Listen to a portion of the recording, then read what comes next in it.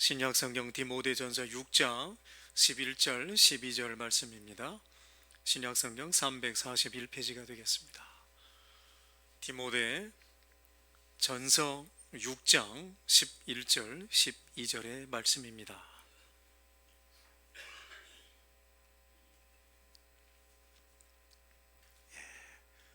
함께 읽겠습니다. 찾으신 줄 알고 함께 읽습니다. 시작. 오직 너 하나님의 사람아, 이것들을 피하고 의와 경건과 믿음과 사랑과 인내와 온유를 따르며 믿음의 선한 싸움을 싸우라. 영생을 취하라. 이를 위하여 내가 부르심을 받았고 많은 증인 앞에서 선한 증언을 하여도다. 아멘. 2부 예배 오신 여러분들을 주님의 이름으로 환영하고 사랑합니다. 저는 제 교회에 오신 모든 분들, 교인뿐만 아니라 여행 중에 계신 분들도 모두가 다 올 한 해 동안에는 영혼이 잘됨과 같이 범사가 잘 되고 강건하고 주님의 은혜 가운데 주님을 찬양하며 감사하며 사시기를 바라고 있습니다. 오늘 본문에 보게 되면 사도 바울은 디모데를 향해서 이렇게 말합니다. 너는 하나님의 사람이다 라고 표현합니다. 하나님의 사람이라는 용어는 성경에서 아무에게나 붙이는 호칭이 아닙니다. 하나님의 사람이라는 이 단어는 특별히 하나님께 인정을 받고 사람들에게 존경을 받는 사람에게 붙여지는 호칭입니다. 하나님의 사람이라고 성경에서 불려졌던 사람들은 대표적으로 모세가 있고 또 다윗이 있고 사무엘이 있습니다. 그리고 엘리야도 있습니다. 그리고 이제 하나님의 사람은 사울도 사울이었던 바울도 되겠고, 그리고 오늘 본문에 디모데에게 말하고 있습니다. 그래서 디모데에는 젊은 목회자이지만 너는 하나님의 사람이다 라는 이런 호칭을 받았습니다. 그만큼 그가 신실하게 살아왔고 많은 사람들이 선한 영향력을 미쳤기 때문에 그런 호칭을 받았을 것입니다. 하나님의 사람이라고 하는 이 호칭에는 깊은 의미가 담겨져 있습니다. 바로 하나님의 사람이라고 하는 것은 이제 소속이 다름이 아니라 하나님에게 있다는 것을 말씀하고 있습니다. 하나님의 사람은 바로 하나님께 속해 있는 사람입니다. 중국 사람들 가운데 문화대혁명 때에 아주 엄청난 고통을 겪으면서 책을 써낸 사람이 있습니다. 그 책의 이름이 하늘에 속한 사람이라는 책입니다. 그분이 문화대혁명을 겪으면서 많은 고통을 당합니다. 그래서 감옥에 갇히게 됩니다. 공안들이 그를 고문을 합니다. 나와 함께 신앙생활한 사람이 누구냐? 이름을 대라. 그래서 예수 믿는 사람들은 색출을 합니다.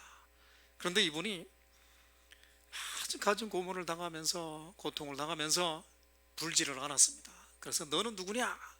그러면 나는 하늘에 속한 사람입니다. 내 이름은 뭐냐? 똑같은 대답을 하는 거야. 나는 하늘에 속한 사람입니다. 내 주변에 너를 누가 도와줬냐? 내가 누구에게 복음을 전했냐? 계속 똑같은 대답을 했습니다. 나는 하늘에 속한 사람입니다. 그래서 이 사람의 별명이 하늘에 속한 사람이 됐고, 그리고 추록을 한 다음에 책을 썼습니다. 그 책에 하나님께서 그와 함께 하셨던 이야기들이 쭉 나오고 있습니다. 우리의 소속은 하늘에 있습니다. 그런데 우리의 소속은 분명히 하늘에 있지만 하나님의 사람이다 라고 인정받는 사람들은 그렇게 많지는 않습니다. 하나님의 사람은 분명하게 하나님께 속해 있다는 것을 하나님도 아시고 나도 알고 주변의 사람들도 인정을 하는 사람일 것입니다. 그는 세상의 굴레에 매어서 사는 사람이 아니라 하나님의 뜻을 이루어가기 위해서 살아가는 사람입니다. 그리고 하나님에게 속한 사람, 하나님의 사람이라는 두 번째 의미는 그는 자기 힘으로 살아가는 사람이 아니고 하나님께서 공급해 주시는 은혜와 능력으로 이 험한 세상을 살아가고 있다라는 의미가 담겨져 있습니다. 하나님의 능력과 하나님의 은총이 하나님의 사람에게 임하지를 않는다면 그는 결코 하나님의 사람으로 살아갈 수 없습니다. 빌립보서 3장 14절에 사도 바울은 이렇게 표현합니다. 내게 능력 주시는 자 안에서 내가 모든 것을 할 수 있느니라고 말합니다. 그는 여기에 이전에 나는 빈부에 가난해도 처할 줄 알고 부한데도 처할 줄 안다, 그렇게 말을 합니다. 그리고 모든 상황에 적응할 수 있다. 그러면서 가능한 이유는 내게 능력 주시는 자 안에서 내가 이 모든 것을 할 수 있다고 표현합니다. 하나님께서 나에게 능력을 주시지 않는다면 사도 바울도 아무것도 할 수 없다는 것을 고백하는 본문입니다. 이것처럼 하나님의 사람은 하나님께서 주시는 지혜와 공급하시는 에너지로 또 지혜를 통하여서 이 땅을 살아가며 영적인 전쟁에서 승리를 하는 사람입니다. 더 나아가서 하나님의 사람은 하나님의 소유이기 때문에 하나님께서 그의 삶을 끝까지 책임져 주시고 책임져 주신다는 것을 의미합니다. 하나님의 사람이기 때문에 하나님이 책임지셔야 하는 건 당연한 일입니다. 예수님께서 피로 값주고 사신 저와 여러분들은 하나님의 사람이 되어야 되고, 또 하나님의 사람이라면 하나님께서 여러분들을 지켜주시고 끝까지 책임져 주신다는 것을 믿으십시오. 이렇게 하나님의 사람은 소속이 분명히 하나님께 있고 하나님께서 주시는 능력과 은혜로 살아가며 또 하나님께서 책임져 주시는 사람이라는 의미가 담겨져 있습니다. 여러분들도 하나님께서 인정하시고 사람들로부터 신앙 안에서 존경받는 사람들이 되시기를 바랍니다. 그래서 여러분들이 이 세상을 떠나실 때에 많은 사람들이 여러분들을 생각할 때에 그는 분명히 하나님의 사람이었도다, 그런 고백이 있었으면 좋겠고, 여러분들의 묘비를 만약 누가 쓴다면 여러분들의 자손들이 여러분들에게 우리 아버지는 하나님의 사람이었습니다, 이렇게 묘비에 쓴다면 좋을 것 같습니다. 이렇게 하나님에게 속해 있는 사람, 하나님의 사람은 오늘 본문에 보게 되면 피할 것이 있고 따라가야 할 것이 있고 싸워야 할 내용이 있다는 것을 말씀하고 있습니다. 하나님의 사람이라면 당연히 피할 건 피해야 되고 또 따르고 적극적으로 행해야 될 부분은 행하고, 그리고 나가서 맞서서 싸울 것은 당당하게 맞서서 싸울 것을 말씀하고 있습니다. 하나님의 사람은 가만히 산속에 들어가서 앉아있으면서 돌을 닦는 사람이 아닙니다. 성경에 보게 되면 많은 하나님의 사람들은 다 현실 속에 살았습니다. 그들이 저 호렙산 꼭대기에 앉아가지고 거기서 돌을 닦았던 사람들이 아닙니다. 그들은 삶의 현장 속에서 폭풍과 몰아치는 그런 삶 속에서, 많은 어려움이 있는 삶 속에서 살았으며 그들이 하나님의 사람으로 인정을 받았고 하나님의 사람으로 역할을 했고 후세 사람들이 그들을 하나님의 사람으로 기억하고 있습니다. 오늘 본문에 보면 가장 먼저는 이렇게 말합니다. 11절 전반절에 말합니다. 너 하나님의 사람아 이것들을 피하라고 말합니다. 여기에서 이것들이 뭐겠습니까? 이것들을 피하라. 우리에게는 피할 것이 많이 있습니다. 하나님의 사람으로 소극적으로 피해야 될 내용들이 있습니다. 피해서 나에게 부정적인 영향들이 미쳐지는 것을 막아야 되겠죠. 피할 것들이 많이 있습니다. 그런데 대표적으로 성경에 몇 가지만 강조하고 있는데, 그 대표적인 것 오늘 본문에 읽지는 않았습니다만 앞부분에 보게 되면은 가장 먼저는 다른 교훈을 피하라고 말합니다. 다른 교훈들 3절에 말합니다. 누구든지 다른 교훈을 하며 바른 말 곧 우리 주 예수 그리스도의 말씀과 경건에 관한 교훈을 따르지 아니하면, 다른 교훈을 말하는 사람들을 피하라 이겁니다. 다른 교훈은, 여기 다른 교훈은 이단 교리를 말을 하겠죠. 이런 것들은 피하라고 말합니다. 피하고 그리고 따르지 않을 뿐만 아니라 아예 피하라고 우리에게 강조하고 있습니다. 이단에 속한 사람들은 집요하게 여러분들을 설득하려고 하고 변론하려고 하고 여러분들을 무너뜨리려고 넘어지게 만들 것입니다. 그렇기 때문에 그들을 대할 때 먼저는 피하라고 말합니다. 그리고 두 번째는 9절 10절에 말합니다. 돈을 조심하라. 부자가 되려는 마음, 돈을 사랑하는 마음을 이걸 피하라고 말합니다. 9절 10절에 이렇게 말합니다. 부하려 하는 자들은 시험과 올무와 여러 가지 어리석고 해로운 욕심에 떨어지나니 곧 사람으로 파멸과 멸망에 빠지게 하는 것이라. 돈을 사랑함이 일반하게 뿌리가 되나니 이것을 탐내는 자들은 미혹을 받아 믿음에서 떠나 많은 근심으로 자기를 찔렀도다. 이렇게 말합니다. 이 말은 돈을 벌지 말고 가만히 집에서 이만 있어라 이런 말이 아닙니다. 열심히 일을 하라 하지만, 그러나 열심히 일하는 것은, 열심히 일하는 그 목적은 하나님께서 나에게 허락해 주신 일터이기 때문에 열심히 하지만, 그러나 부자가 되고 돈을 사랑하고 그것이 내 삶의 목적이 되지 말라는 뜻입니다. 열심히 벌고 돈 많이 벌어서 하나님의 사역에 사용하십시오. 그러면 됩니다. 그런데 돈을 모으고 돈의 노예가 돼서 살아가려고 하는 사람들, 돈이 이 세상의 모든 것이다, 삶의 목적이 된다면 그 자체는 결국은 파멸로 가게 된다는 것을 강조합니다. 그래서 하나님의 사람은 피해야 할 것이 있는데 바로 그것은 물질을 사랑하는 마음, 돈을 사랑하는 마음입니다. 인생의 목적이 부자가 되고 돈을 모으는 데 있는 사람은 결국은 파멸하게 된다는 것을 말합니다. 그래서 피하라고 말합니다. 그 대신에 열심히 일하고 열심히 다른 사람을 도와주시고 열심히 하나님의 일을 감당하십시오. 이것이 바로 우리 개신교의 윤리 가운데 이 말을 강조합니다. 개신교 윤리 가운데 열심히 일하고 열심히 다른 사람들을 섬기고 열심히 나눠주고 열심히 살다 보니 부자가 되고 또 돈이 모아지게 되는 것이 됩니다. 그래서 열심히 사십시오.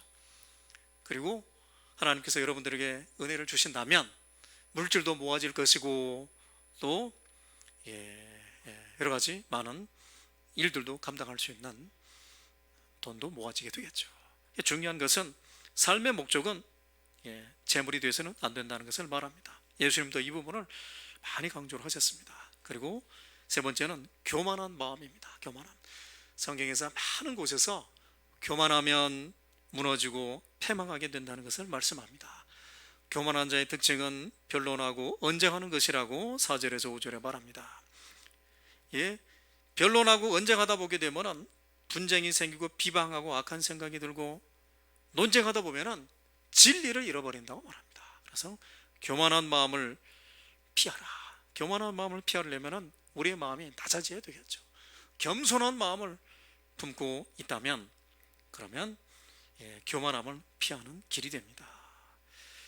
교만한 마음은 결국은 패망으로 가게 됩니다.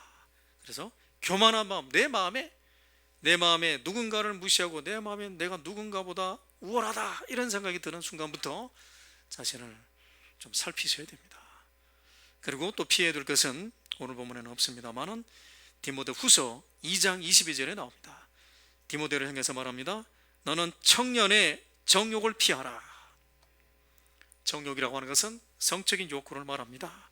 오늘날 이 세상은 계속해서 성적인 것들을 자극하고 개방하고 있습니다. 그러나 성경에서 말하고 있습니다. 하나님의 사람은 피해야 될 것 가운데 큰 것이 바로 정욕이라는 것을 말합니다. 정욕. 그래서 이런 것들을 피하라. 여러분들의 삶을 한번 돌아보십시오. 내 삶 속에서는 이런 것들을 다 잘 피하고 있는지, 아니면 이 몇 개 가운데 네 가지를 말씀드렸는데 이 네 가지 가운데 내가 현재 지금 피하지 못하고 있는 것이 혹여라도 있을 수 있습니다. 만약에 나는 지금 다 잘 피하고 있다면 잘하고 계신 것이고 하나님 앞에 감사하십시오. 그러나 내가 이런 부분이 약하다, 그러면 올 한 해 동안에는 그 부분을 하나님 앞에서 보강해 가시기를 바랍니다. 그리고 더 나아가서 두 번째입니다. 따르라고 말합니다. 적극적인 측면입니다. 무엇을 따를 것인가? 그리스도의 성품을 우리가 따라야 되겠죠. 따르는데 6가지를 말하고 있습니다. 의와 경건과 믿음과 사랑과 인내와 온유를 따르라고 말합니다. 따라야 될 것이 있습니다. 따라야 할 것이 많이 있겠지만 그 가운데 대표적인 것들을 오늘 사도 바울은 6가지를 말합니다. 의를 따르라, 의를 따르라. 의라고 하는 것은 옳다, 합당하다 이런 뜻입니다. 하나님 앞에서 하나님의 말씀에 합당한 것을 따라가야 됩니다. 그러려면 우리 사람이 만들어 놓은 기준이 아니라 하나님의 말씀의 기준에 비추어서 살아가야 됩니다.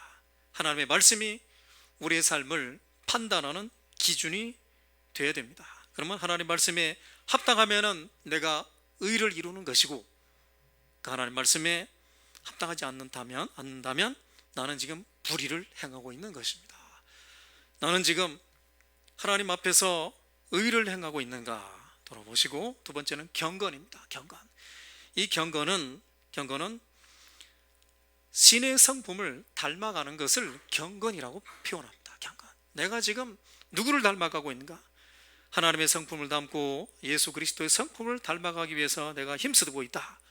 그러면 그것은 지금 경건에 이르는 과정이다 라고 말할 수 있습니다. 그래서 경건은 하나님의 성품을 닮아가는 것이다. 이걸 기억하십시오. 우리 눈에 보이는 것은, 성경을 통하여 우리에게 가르쳐 주시는 것은 바로 예수님의 성품입니다. 예수님의 성품 곧 성부 하나님의 성품이 되겠습니다. 그 성품을 우리가 닮아가려고 노력을 해야 됩니다. 그리고 우리 안에 있는 죄된 속성을 우리가 늘 기억하면서, 우리의 속사람과 겉사람이 있는데 속사람은 점점 주님 닮아가고 우리의 겉사람은 점점 작아져야 되겠죠. 그래서 죄악된 속성은 줄어들고 주님을 따라가는 그 속성은 점점 커져서 하나님 마음에 합당한 성품을 이루어가야 합니다. 더 나아가서 믿음입니다. 믿음. 크게 보면 믿음은 두 가지입니다. 하나는 예수님을 구세주로 믿는 믿음이고, 다른 하나는 내가 지금 예수님을 구세주로 영접하고 난 이후에 지금부터 주님 오시는 그날까지 내가 의지하며 사는 믿음이 있습니다. 오늘 본문에서의 믿음은 주님을 의지하는 믿음입니다. 살다 보면 우리에게는 우리의 믿음을 무너지게 하는 요소들이 많이 있습니다. 재정적인 어려움, 자녀들의 문제, 직장의 문제, 사업의 문제, 건강의 문제들로 인해서 내가 하나님을 믿고 싶지만은 그 믿음이 오르락 내리락 할 때가 있고, 믿음이 강할 때고 약할 때가 있습니다. 그런데 믿음을 따르라. 주께서 우리를 사랑하시는 것을 믿고 끝까지 하나님을 믿으라. 주께서 나를 사랑하고 있고 내가 주님을 의지하는 그 믿음이 변치 않는 믿음이 되기를 바랍니다. 하나님은 늘 우리를 찾고 있습니다. 그런데 내가 스스로 하나님의 손을 놓았다 잡았다 하는 때가 많이 있습니다. 하나님은 언제든지 우리를 붙잡고 계시고, 우리로 하여금 하나님께서 우리를 찾고 있다는 것을 믿기를 원하고 계십니다.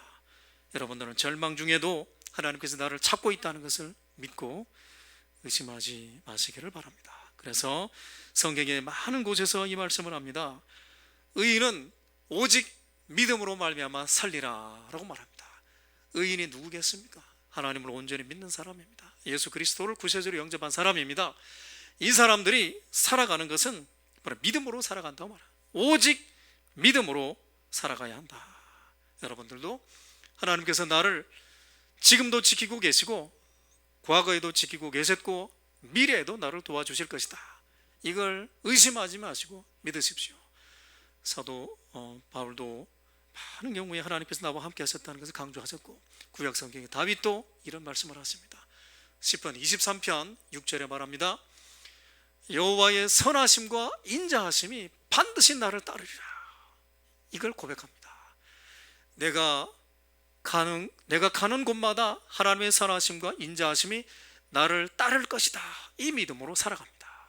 여러분들도 내가 살아가는 인생 동안 앞으로 살아갈 날이 어떤 분들에게는 50년 남고 어떤 분들에게는 만 49년 남았겠죠.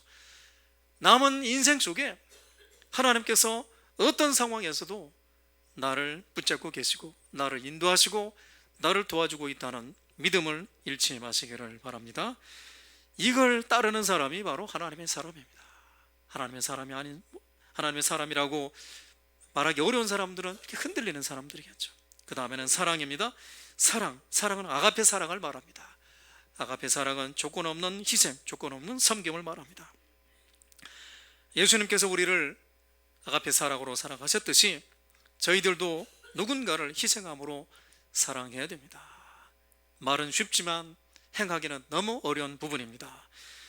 주께서 우리의 마음을 감화감동해 주신다면 얼마든지 누군가를 섬길 수 있겠죠.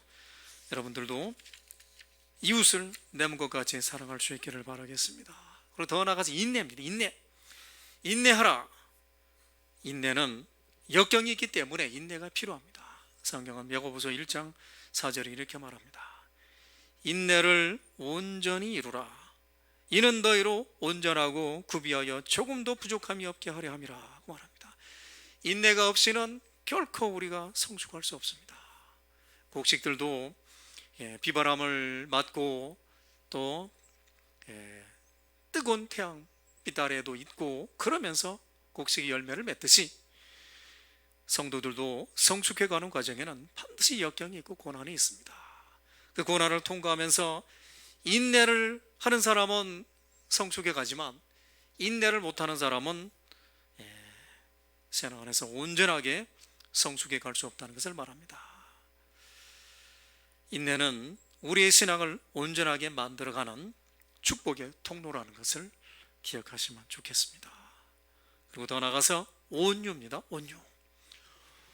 온유는 온유의 원 의미는 부드러우면서도 강하다라는 뜻입니다. 그런데 이런 부드럽고 강한 사람들은 늘 다른 사람들은 너그럽게 대하게 되겠죠. 온유한 사람들은 많은 사람들을 용납하는 사람입니다. 어떤 사람도 만나면 계속 찌르고 또 잘못을 이렇게 말하고 있는 사람 다 싫어합니다. 그러나 꼭 들어야 될 말은 들어야 되겠지만은 온유한 사람이 옆에는 많은 사람들이 있습니다. 그런데 온유하지 못한 괴팍한 사람 옆에는 사람들이 별로 없습니다.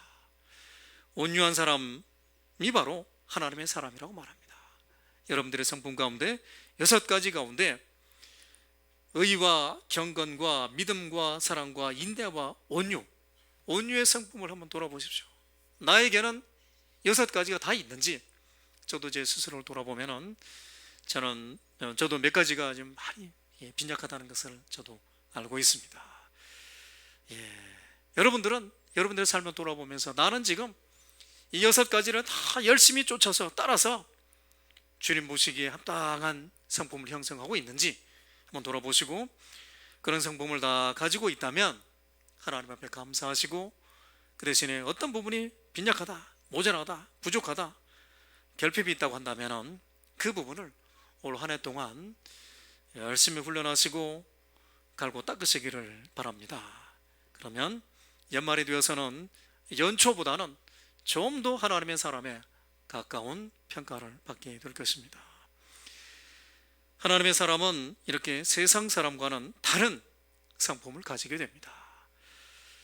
그리고 세 번째는 싸우라는 것을 말합니다. 여기서 성경에 말하는 싸우라는 이 표현은 힘내라, 힘써서 노력하라, 이런 뜻입니다. 누구 멱살 잡고 싸우라는 말이 아닙니다. 헌신하고 힘써서 나아가라. 가만히 앉아 있어서 가만히 있으면은 이런 성품이 형성되는 것은 아닙니다. 피하는 일, 또 주님의 성품을 닮아가면서 쫓아가는 일, 이런 것들은 가만히 있는다고 능력이 생겨지는 것은 아닙니다. 그래서 오늘 본문에 말합니다. 선한 싸움을 싸우라. 선한 싸움을 싸우라. 악한 싸움을 싸우라고 말 안 했습니다. 선한 싸움을 싸우라라는 이 말을 깊이 여러분들 묵상하십시오. 성경을 보게 되면은 하나님 한 분 이외에는 선한 분이 없다라고 예수님 말씀하십니다. 그러면 선한 일은 뭐겠습니까?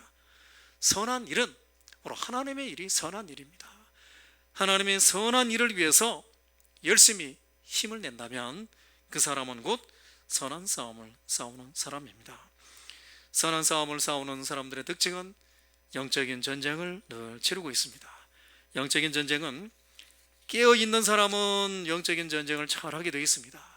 내 상황 속에, 내 주변에 있는 발생하고 있는 모든 상황 속에서 지금 사탄의 나를 공격하고 있는지 아니면 성령님의 나를 도와주고 있는지를 이것을 분별할 수 있습니다. 그런데 이도 저도 분별이 안 되는 사람은 아예 싸울 수가 없습니다.